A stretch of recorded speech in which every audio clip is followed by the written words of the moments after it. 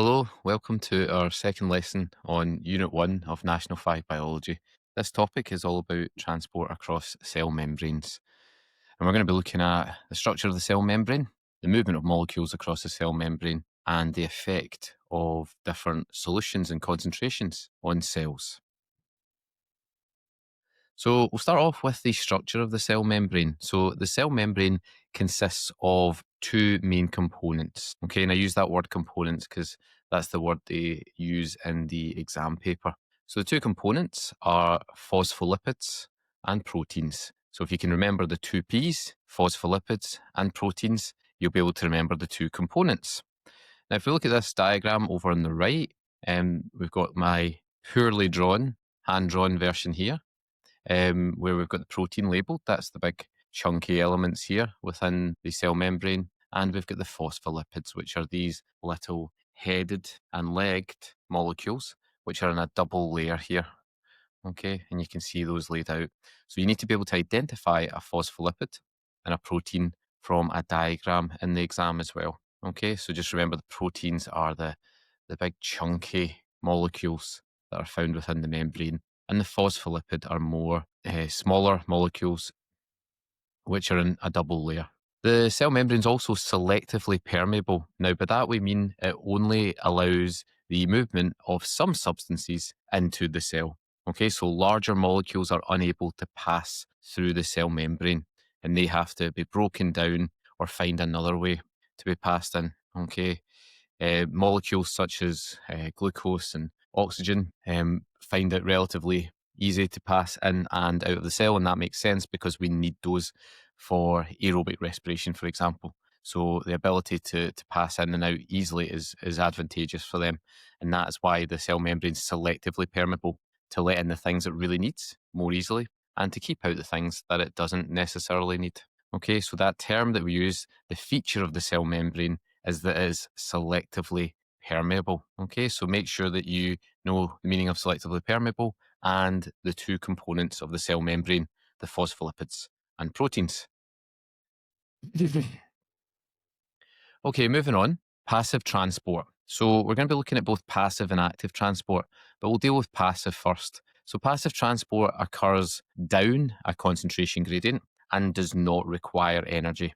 Okay, so those two statements apply to all the types of passive transport. They occur down the concentration gradient, okay, down the gradient here on this diagram, from a higher concentration to a lower concentration.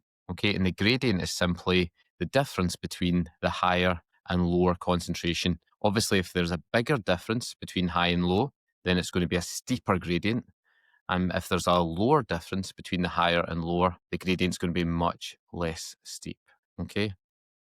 So it does not require energy. Why? Because like rolling a ball down a hill or cycling down a hill, you don't have to put any energy into it. You simply let the object move down that hill and you don't have to put energy into it. Unlike if you were going the opposite way up the gradient, going up a hill, you'd have to put a lot of energy in. Okay, so passive transport down the gradient does not require energy.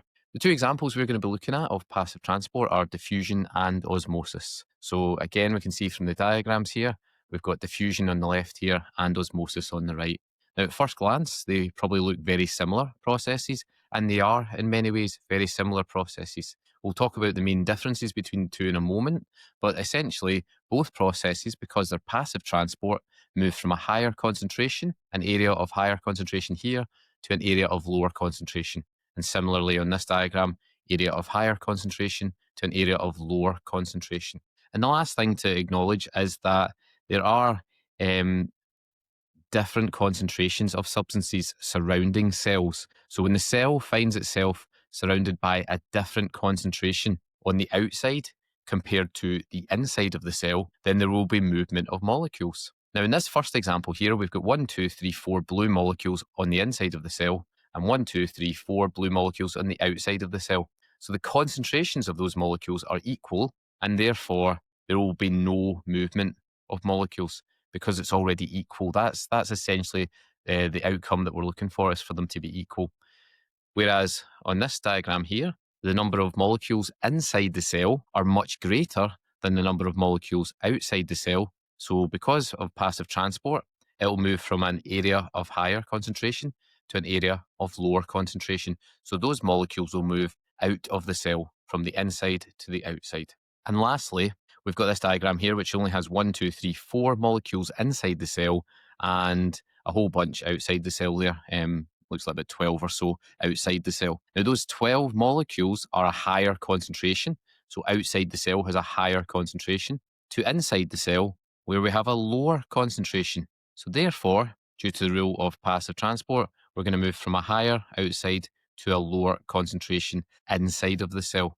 Okay, so the concentration of the solution that surrounds the cell will dictate whether the molecules move into the cell or out of the cell, because the rule is we always move from a higher concentration to a lower concentration with passive transport. Okay. Diffusion then. Let's talk a little bit more about diffusion. Diffusion is the movement of molecules down a concentration gradient from a higher to a lower concentration. And we looked at this example a moment ago, but we'll talk about it again very briefly here. We can see on this side of the cell membrane, we have 1, 2, 3, 4, 5, 6, 7, 8, 9, 10, 11 molecules on this side. And we only have 4 molecules on the opposite side. So if the rule is that the molecules move down the gradient from a higher to lower concentration, we can see the higher concentration on the left here and the lower concentration on the right. So therefore the molecules will move from left to right. Okay, so diffusion is the movement of molecules down a concentration gradient from a higher to lower concentration. You need to memorize that definition. It does get asked in the exam, along with the definition of all of these processes that we're going to be learning about in this topic. So you need to memorize that one. Okay, make sure you go over it and over it and over it until you can say it without thinking. Next part, we've got to explain the diffusion of important substances such as glucose, carbon dioxide, and oxygen in terms of their concentration gradients. Okay, so a couple of examples that are sometimes come up in the exam paper are looking at the molecules that move into or out of animal and plant cells. Okay, so for example, one past paper question asks about the movement of molecules in a muscle cell when it's contracting. Now, the molecules that are going to move into an animal cell are glucose and oxygen. We need those for aerobic respiration, which happens in the mitochondria, as we learned in 1.1. The waste products of that process are carbon dioxide and water. So they will be the molecules which exit the animal cell. Now, why are those going in and then going out of the cell? Well, the glucose concentration outside of the cell is greater than inside, so it moves from higher to lower. The oxygen concentration outside the cell is greater than inside, so it moves into the cell. The carbon dioxide concentration is greater inside the cell than it is outside, so it moves out. And similarly, the water concentration is greater inside the animal cell than it is outside, so therefore it moves from higher concentration inside to a lower concentration outside. Okay, and now the plant cell is the opposite in terms of these molecules. Okay, plants require water and carbon dioxide for photosynthesis, and they produce sugar and oxygen as their products. So the opposite direction happens for each of these molecules. So water and carbon dioxide go into the plant cell and glucose and oxygen move out of them, because again, water is in a higher concentration outside than it is inside. Carbon dioxide is in a higher concentration outside than inside, and glucose and oxygen are both higher concentrations inside the cell than outside, so they therefore will move out of the cell. Okay, so understanding why molecules move in or out of a cell is important. They essentially will move from a higher concentration to a lower concentration. So find out where the high concentration is, find out where the low is, and make sure it moves from high to low. Osmosis. Osmosis is the movement this time of specifically water molecules. Okay, and you must say water molecules, and you must remember that osmosis refers to only water molecules. That will help you out a lot in the exam because they do ask about it a fair bit. So it's the movement of those water molecules. This time it's from a higher concentration to a lower water concentration. So same as diffusion in that regard. It moves from a higher water concentration to a lower water concentration. Now the big difference in the definitions is for osmosis, you need to add at the end through a selectively permeable membrane. Now if you remember from earlier on, we said that a selectively permeable membrane is one which lets some substances pass through, but not others. Okay?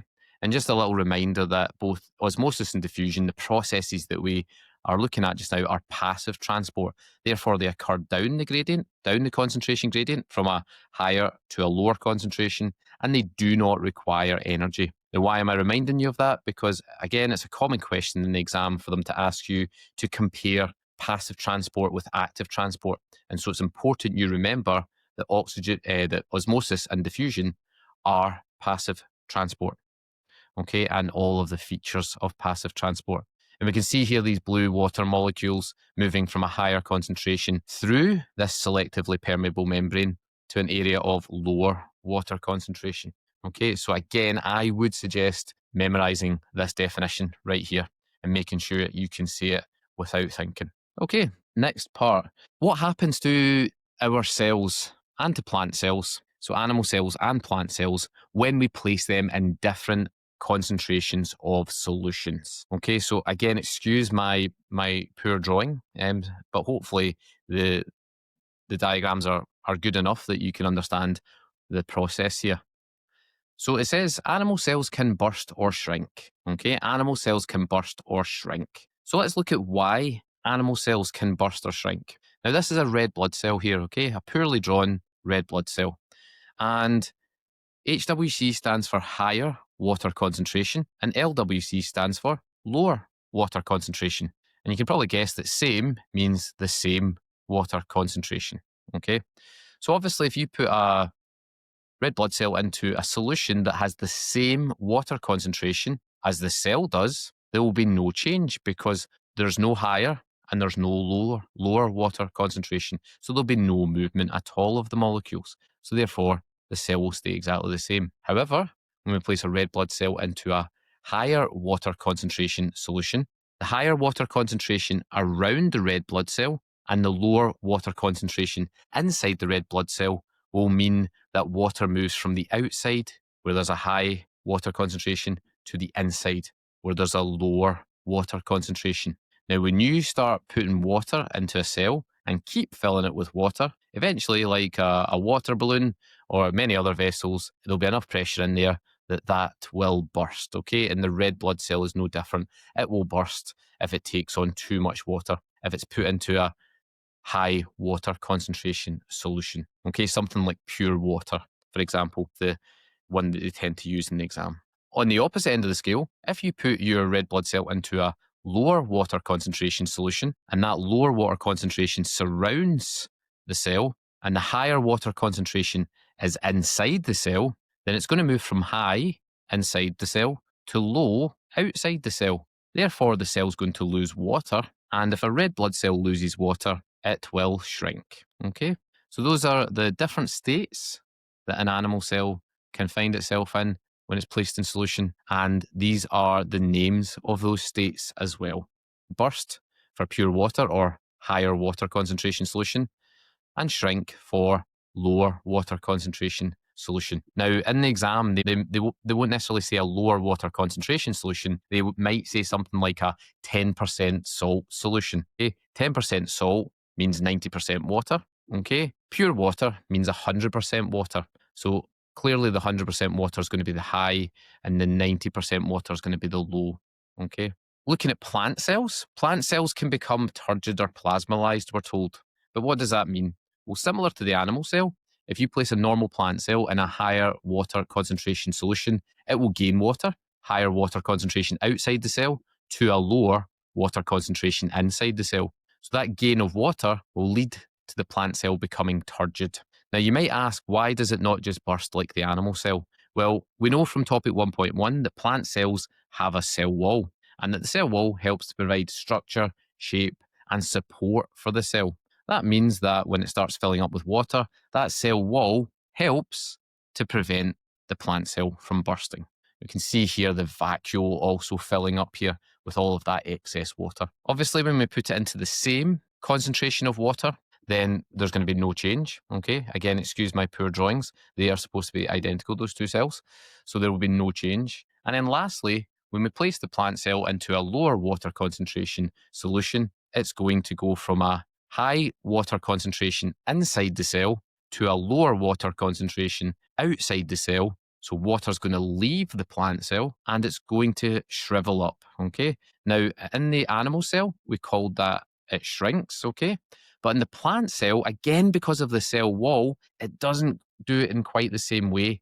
We can see the cell wall maintaining its shape there. However, the inner structures within the plant cell do tend to shrink in, okay? And hopefully you'll be able to recognize that in a diagram. You can be asked to look at all of these pictures here, all of these resulting pictures of the plant and animal cells, all 6 of them, and be asked to describe the state of that cell and also whether it has been placed into a high or low water concentration solution, and also give the actual names of the states as well.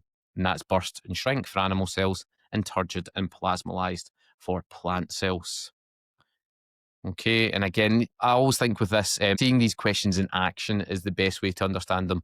At the moment, it's just information, and it's only when you see it in context that you'll truly begin to understand. Okay, and the last wee bit that we need to learn about in this topic is about something called active transport. Now, we've learned all about passive transport. Osmosis and diffusion were types of passive transport. Now we're going to look at the active transport. And as you can probably guess from the name, active transport requires energy. Okay, if you are more active, you are using more energy. Okay, so active transport requires energy. And we can see in my nice homemade diagram here the energy that is being used. Now, how is active transport different apart from the fact it requires energy? Well, the molecules or ions, okay, these yellow dots here, they move from a lower concentration on this side, we only have 4, to a higher concentration on this side where we have, quick count, we have 11. Okay, so it moves from 4 to 11. Now, in passive transport, that would not happen. It would move from this side at the bottom to that side at the top. But because this is active transport, we can go against the gradient. Okay, we can go up that concentration gradient and we can go from a lower concentration to a higher concentration. Now, the last thing to note about active transport is the fact that the molecules are moved through this membrane protein here. Okay, we identified this as a protein right at the very start, and that membrane protein is how we're able to carry out active transport. And that's also why we need energy, is to we don't need to go into the details of it, but to do something to this protein that will allow those molecules to be transported across. Okay, so key things: active transport requires energy. It transports the molecules through the membrane proteins. It moves molecules or ions. Okay, that's where it's a little bit different from the others. And it goes against the concentration gradient. And that's a third way in which it's different from the other ones that we've learned about today. And again, a common question in the exam is being asked to compare passive and active transport and the differences between the two.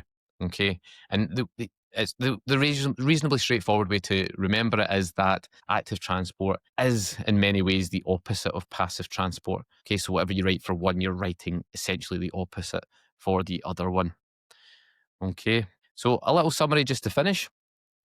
This table might be useful to pause and maybe copy down into your notes so that you've got a summarized version of the 3 methods of transporting molecules that we've learned about. Okay, so we get the 2 passive transport ones together there, very similar in a lot of ways. The main difference being that it's the movement of molecules for diffusion and water molecules for osmosis. And for active transport, it's the movement of molecules and ions. It goes against the concentration gradient or up the concentration gradient, and it goes from a lower to a higher concentration. And the big difference at the bottom there is passive transport does not require energy, whereas active transport absolutely does. Okay, so again, pause this video if you need to copy down that table if you want to keep it as a wee study guide. Okay, so we're going to move on now and look at a couple of exam style questions. Okay, folks. So we're going to start off with some multiple choice questions, I think, first, just to ease us into this. So if we have a look at some of the questions I have here in my topic by topic questions from the exam. Number 1, which line in the table below identifies the direction of diffusion of the 3 substances during muscle contraction? So when we learned about animal cells earlier on, okay, now why am I saying animal cells? Well, if it mentions muscle contraction, animals have muscles, plants do not, okay? So muscle contraction refers to animal cells. Which of these molecules moved into the animal cell and which ones moved out? Well, we mentioned that glucose and oxygen are required for aerobic respiration in the cell, so they both need to move in to the cell, whereas carbon dioxide is a waste product of that process, so that will be moving out of the cell. Okay, so that's going to be D for number 1. Number 2, and again, remember to pause these questions as I'm reading them out if you want to have a go at them yourself. Number 2, in the diagrams below, the circles represent molecules on either side of a cell membrane. In which of these diagrams would the molecules move into a cell by diffusion? And this is again where reading the question is so important because it gives us a clue there. It says, which of the diagrams would the molecules move into a cell by diffusion? Again, the most common fault I see here from students answering this question is not noting that part of the question. And they simply think, oh, diffusion, that's the movement of molecules from high to lower concentration, which is true. And that's good that they remembered that. But we need to know which direction it's going. And so the question tells us it's into the cell. Now, if we look at the diagrams, they have inside and outside cell labelled. So into the cell is going to be from the outside to the inside. And that's the way I would think about it if I was approaching this question. Okay, so it's going from the outside to the inside. And if it goes from higher to lower, that means the higher concentration needs to be on the outside and the lower concentration on the inside for this to work. And if we look at the 4 answers, A is equal on both sides, so no net movement. B is higher on the inside, so it's actually going to go outside the molecules. C is higher on the inside as well than it is on the outside, so the molecules again are going to move outside the cell, but we want the one that has the molecules moving into the cell, so that's going to be D, where the concentration is higher outside of the cell than it is inside the cell. Okay, question 3. There are 4 cylinders of potato tissue. They were weighed and placed into a salt solution of different concentration. Okay, the cylinders were reweighed after 1 hour and the results are shown below. All right, so we get 4 different results. In which salt solution would most potato cells be plasmolysed? So let's think back to what plasmolysed mean. Plasmolysed was when a plant cell lost water, okay? The contents of the cell shriveled up. The cell wall maintained its shape, but the contents inside shriveled up. So that's what plasmolysed is where the plant cell is losing water, okay? Now, if you are losing water as a plant cell, you're also going to lose mass. Okay, so when we're looking at the masses and we're looking for the cells which have the most potato cells that are plasmolysed, we're thinking where is the biggest loss in mass? And if we look at the 4 options there, A has the biggest loss in mass. It goes from 10 down to 7. Okay, B does have a small loss, but not as big. And both C and D actually gain mass. So they wouldn't have any plasmolysed cells. They would have turgid cells, wouldn't they? So the answer is going to be A for number 3 there. Now, question 4, I quite like this question because it's a challenging question. The year that this was in the SQA exam, many students found this extremely challenging. So number 4, and have a go at this yourself before I explain it by pausing the video. But number 4, the graph shows the concentrations of ions in a single-celled organism and the seawater surrounding it. Use the graph to identify which of the following statements is correct. Okay, so a couple of things to note here before you answer the question. The key, which tells you which of the bars is organism and which is seawater.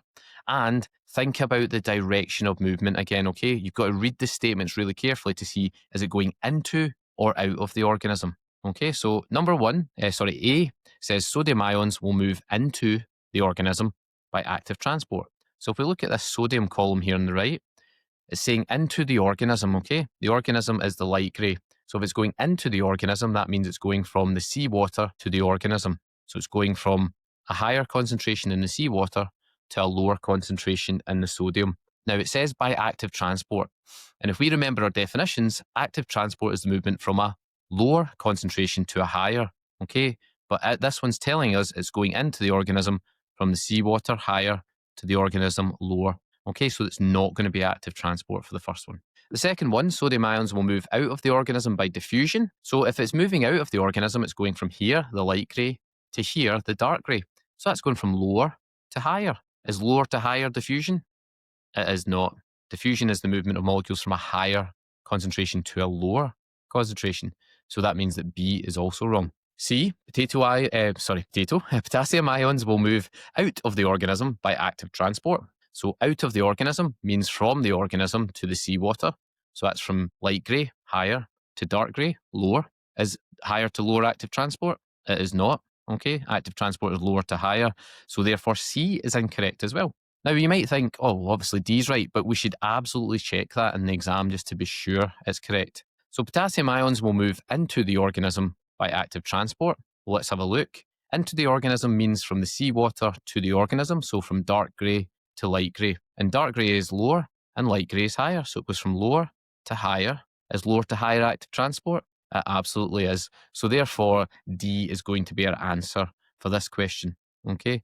Again, that was a tricky one. It's one of the harder ones for this topic, but that is how you would work it out. Just eliminate each of the statements, check every aspect of it is true, and make sure that it checks out with your definitions in terms of diffusion and active transport.